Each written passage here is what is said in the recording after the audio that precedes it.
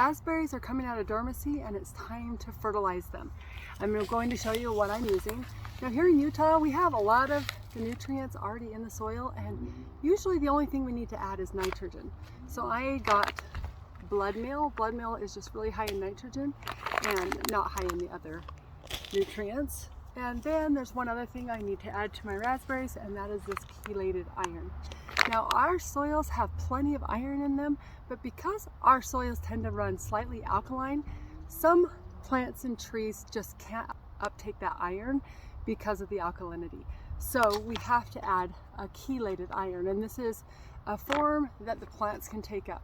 Now this stuff is expensive. This little thing cost $19. The big bag was $80, but it was cheaper to get the smaller bags. One of the signs to know if your plants need iron, they'll get yellowing, which is called chlorosis. So this helps correct that if your soil's a little bit alkaline. Your raspberries need that iron. Some other plants that need iron usually every year here in Utah are peaches and apricots.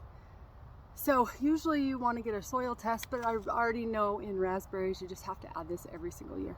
Make sure you wear gloves because this stuff is messy.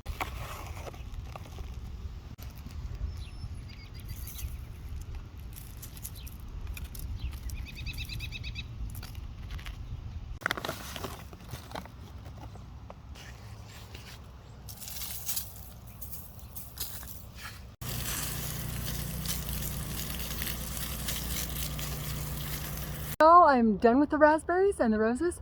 On to the next project.